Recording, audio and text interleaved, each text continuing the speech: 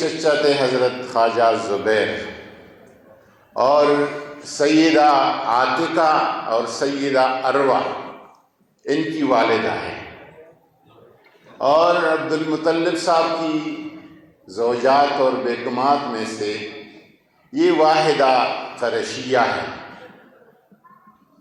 اور جب حضور صلی اللہ علیہ وسلم کی والدہ کی اس جہان فانی سے رحلت ہو گئی، حضرت سیدہ طیبہ آمنہ رضی اللہ تعالیٰ عنہ کی، تو اس کے بعد کی نشو و نما ابتدائی عمر میں حضور کی حضرت فاطمہ بنت عمر نے کی ہے، اور حضور نے فاطمہ کا جو نام رکھا ہے حضرت فاطمہ بنت عمر اور فاطمہ بنت اسد کی نسبت سے رکھا ہے۔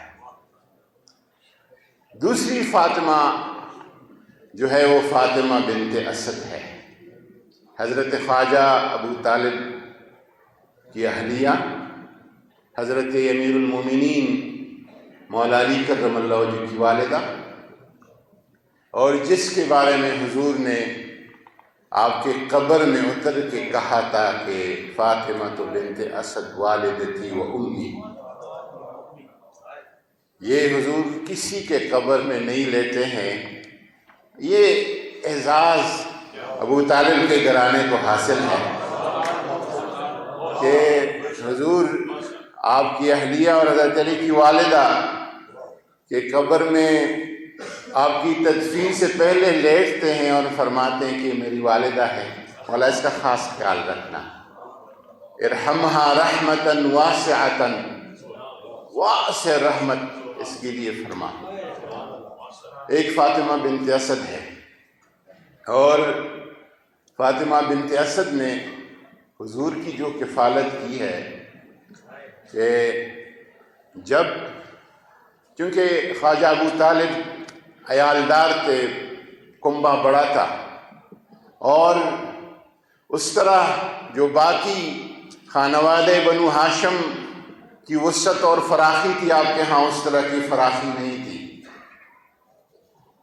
تو جب گھر میں ماحضر کا دسترخوان سجتا تھا، سارے حضرت ابو طالب کے بیٹے بیٹیاں دسترخوان پر حاضر ہوتی تھی، حضرت سیدہ فاطمہ بنت اسد کانا اس وقت تک نہیں کھولتی تھی جب محمد الرسول اللہ جب تک نہیں بیٹھتے تھے، اور اس کی وجہ آپ یہ فرماتے تھے کہ جب محمد الرسول اللہ بیٹھتے ہیں تو پھر کانے میں برکت ہو جاتی ہے، کانا بچ جاتا ہے، پھر ہم لوگوں میں بھی تقسیم کرتے ہیں۔ تو دوسری فاطمہ وہ فاطمہ بنت اسد ہے، اور پھر اس کے بعد فاطمہ بنت سیدنا محمد ہے۔ اور میں جب تاریخ اور سیرت کو حضور کے دیکھتا ہوں تو یوں سمجھتا ہوں کہ ایک فاطمہ نے دوسرے فاطمہ کے حوالے کیا حضور کو، اور دوسری فاطمہ نے پھر تیسری فاطمہ کو حضور کے حوالے کیا۔ اور جب حضور فرماتے ہیں کہ ام ابیہا، حضرت فاطمہ کو یہ اپنی والد کی والدہ ہے، ایک تو فطری فدرانہ شفقت جو ہے، فدرانہ شفقت سے بھی یہ جملہ کہا جا سکتا ہے اور کہا گیا ہوگا، لیکن صوفیہ اس کا ایک اور مفہوم لیتے ہیں، وہ کہتے ہیں کہ وَمَا يَنْتِقُ عَنِ الْهَوَىٰ إِنْ هُوَ إِلَّا وَحْيٌ يُوحَىٰ۔ حضور کہنا یہ چاہتے تھے، میں صرف اشاریہ دیتا ہوں، تفصیل کا وقت نہیں ہے، حضور کہنا یہ چاہتے ہیں کہ یہ میری اپنی والد کی والدہ ہے، یعنی اس کے بطن اور نسل سے میرے سیرت اور صورت اور کردار کے لوگ آگے پیدا ہوں گے، گویا کہ دوبارہ محمد کے صورت اور سیرت کے حامل لوگ جو ہیں ان کے نسل سے پیدا ہوں گے۔ اس کا مفہوم یہ ہے، اور پھر ایسا ہی آگے ہو گیا۔ ہمارے ڈاکٹر خورشید ندیم صاحب نے کہا کہ سیدہ کے ذکر بہت کم پایا جاتا ہے. ہمارے ڈاکٹر اعظم صاحب نے بڑے اچھے طریقے سے اس کو بتایا. لیکن مجھے یاد آیا یہ ایک مصری صوفی گزرے ہیں، ابھی گزرے ہیں، اسکالر ہے، عالم ہے، شیخ رفاعی صاحب ان کو پڑھے ہوں گے زیادہ، شیخ صالح جعفری. شیخ صالح جعفری نے لکھا ہے کہ اگر حضور کی تمام ذخیرہ احادیث کہیں گم ہو جائے، ختم ہو جائے، اور ایک یہ ہمیں ملے کہ الفاطمۃ بضعۃ منی، بس یہ کافی ہے.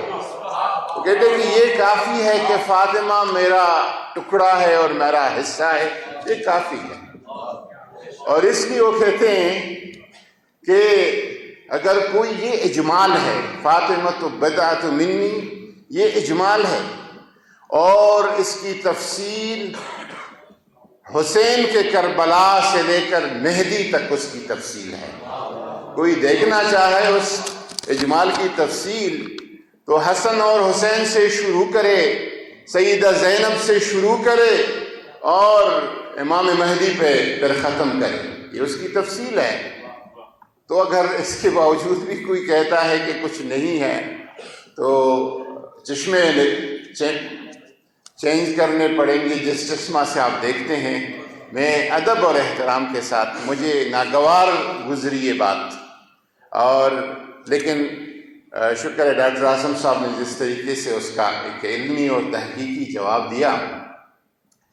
میں بہت زیادہ تفصیل میں بہت کچھ میرے ساتھ ہے، ادھر کچھ نکات میں نے لکھے آج کی تقریب کے حوالے سے، لیکن 2-3 صرف اشاریے دیتا ہوں. اور ایک تو یہاں پہ ہمارے قریجہ صاحب نے کہا کہ سیدہ کے لیے صحابہ کرام کیا کھڑے ہوتے تھے. تو جب حضور، اور یہ روایت حضرت ام المؤمنین عائشہ صدیقہ رضی اللہ تعالیٰ عنہ کی ہے کہ جب حضور کے ہاں سیدہ تشریف لاتی تھی تو آپ کھڑے ہوتے تھے، آپ کے استقبال کے لیے دروازے تک جاتے تھے، آپ کے ہاتھ چومتے تھے، پھر آپ کے پیشانی پہ بوسہ دیتے تھے، جہاں پہ آپ بیٹھے ہوتے تھے وہ جگہ چھوڑ کر وہاں سیدہ کو بٹھاتے تھے. ایک تو اس کا پہلو یہ ہے کہ کوئی ہے جو اپنی بیٹی کو اتنا عزت دے. اس کا ایک پہلو کہ کوئی ایسا مجھے دکھائے جو اپنی بیٹی کو اتنا عزت دے جتنا حضور نے اپنے بیٹی کو عزت دیا. اور دوسرا پہلو اس کا یہ ہے، اور یہ روایات میں آتا ہے کہ ہر صبح و شام ہوتا تھا، ہر صبح و شام ہوتا تھا، یعنی ہر صبح اور ہر شام یا سیدہ تشریف لاتی تھی یا حضور ان کے گھر پہ چلے جاتے تھے. دن میں 2 مرتبہ صبح و شام. اور میرا تو معمول ہو کہ فاتحہ اور دعا کا ہدیہ میں سیدہ کی خدمت پہ صبح و شام پیش کرتا ہوں حضور کی سنت. اور اس کا مطلب کیا ہے کہ جس طرح راجہ ناصر عباس صاحب نے اشارہ کیا، اس کو کچھ دوسرے الفاظ میں یوں بیان کروں گا کہ حضور سید الوجود ہیں. وجود کے سید جو ہے وہ حضور صلی اللہ علیہ وسلم ہے. حضور کا کڑا ہونا اس کا مطلب ہے کہ پوری کائنات سیدہ کے استقبال کے لیے کھڑی ہوئی، تمام موجودات کھڑے ہو گئے. یہ سیدہ کا وہ شان ہے، وہ مقام ہے جس کو بتانے کی بھی ضرورت ہے، بیان کرنے کی بھی ضرورت ہے، اس پہ ایمان اور عقیدہ رکھنے کی بھی ضرورت ہے. ڈاکٹر علی شریعتی صاحب ایک آزاد منش محقق اور عالم تھے. ان کی دل میں جو بات آئی وہ زبان پہ کہہ دی اور لکھ دی، اور پھر آگے نہیں دیکھا کہ اس سے دیکھیں کوئی عالم یا کوئی محقق جب بولے یا لکھے وہ ایسا لکھے کہ اس سے شکوک پیدا نہ ہو، شکوک کا ازالہ ہو، شبہات پیدا نہ ہو، شبہات کا ازالہ ہو جائے. جب آپ کچھ اس طرح گفتگو کہیں گے، لکھیں گے جس سے شکوک اور شبہات پیدا ہوں، نہیں لکھنے چاہیے. اس کہنے سے نہ کہنا، اس لکھنے سے نہ لکھنا بہتر ہے. ڈاکٹر علی شریعتی ہمارے قائد عمران خان کے بھی بڑے محبوب، ڈاکٹر عمران خان دو بندوں کو بہت اس کا حوالہ دیتے پڑھا ہے، ڈاکٹر علی شریعتی کو اور ڈاکٹر محمد عبدہ کو، مصری جو شیخ الازہر ایک زمانے میں گزرے، ان کو بہت پڑھا ہے۔ ڈاکٹر علی شریعتی نے کہا کہ انہا فاطمہ، بس اس کا اور ذکر وہ فاطمہ ہے اور فاطمہ کی نظر سے اس کو دیکھا جائے، لیکن ہم تمام نسبتوں کا احترام کرتے ہیں۔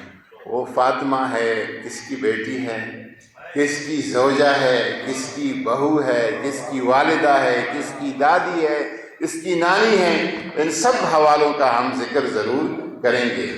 ان کی انہا فاطمہ ایک مستند حوالہ ہے، لیکن نسبتوں کا، جو لوگ نسبتوں سے عقیدت رکھتے ہیں اور قائل ہے، وہ نسبتوں کا حوالہ ضرور دیں گے۔ مجھے یاد آ گیا کہ شیخ احمد تیجانی بہت بڑے صوفی گزرے ہیں، فاس میں، موراکو میں ان کا مزار ہے، کئی دفعہ میں حاضر ہو چکا ہوں ان کے مزار پہ۔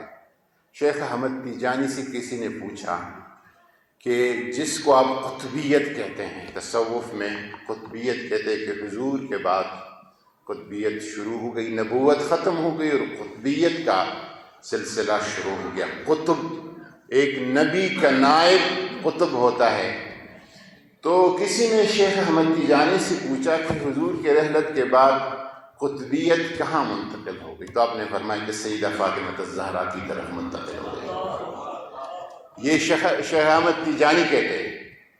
شیخ عبدالعزیز الدباغ آپ فرماتے ہیں، بہت بڑے نامور صوفی گزرے، آپ فرماتے ہیں کہ حضور کی جو ذات اور وراثت اور حقیقت کا نائب ہے حضور کے بعد، وہ حضرت سیدہ فاطمہ الزہرا ہے۔ باقی اہل سنت کے ایک بڑے امام گزرے ہیں، ابو بکر الباقلانی، وہ کہتے ہیں کہ قیامت کے دن ہمیں افضلیت کا نہیں پوچھا گیا کہ کون افضل کون مفضول۔ یہ ہر شخص کا اپنا ذوق ہے، اپنا ایک سوچ ہے، اپنا ایک تحقیق ہے، اپنا ایک فکر ہے۔ نہ کسی کی افضلیت میں کوئی کافر ہوتا ہے، نہ گمراہ ہوتا ہے، نہ فاسق ہوتا ہے۔ ہر کسی کا اپنا ایک تحقیق ہے، اپنا ایک ذوق ہے۔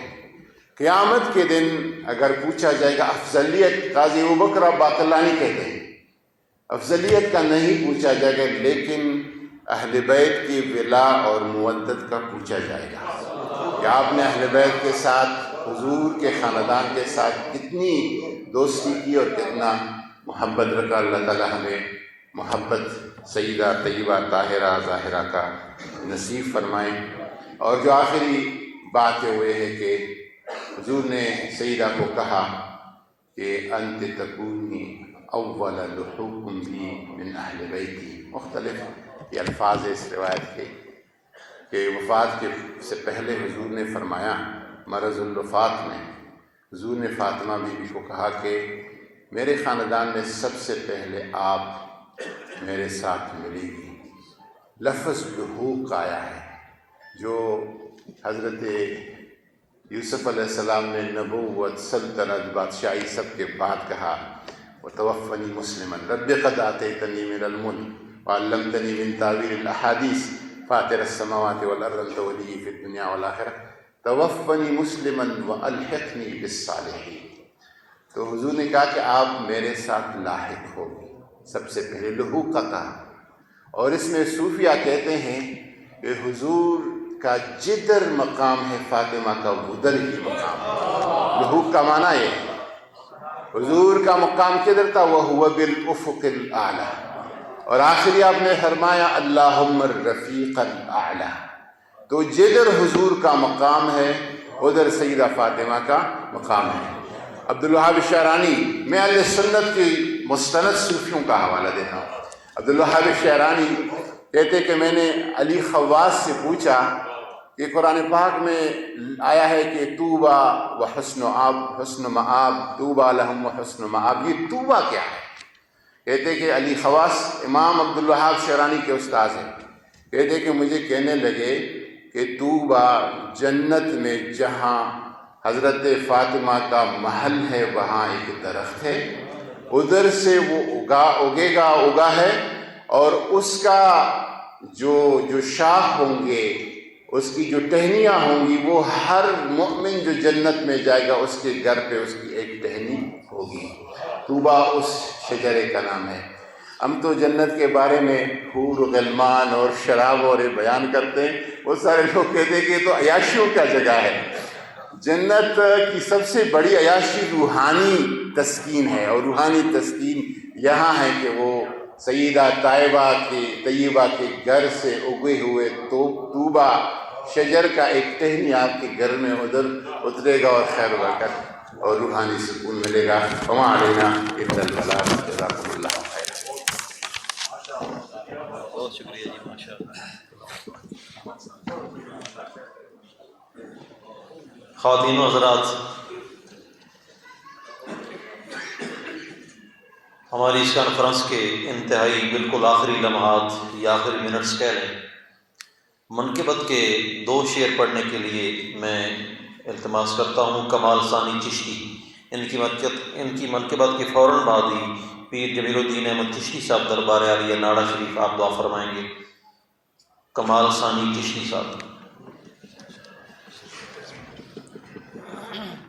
بلا تمہید محبت اور عقیدت کے ساتھ سبھی حضرات حضور کی بارگاہ میں حصول برکت کے لیے درود پاک نازلہ پیش کرتے ہیں۔ پڑھیے۔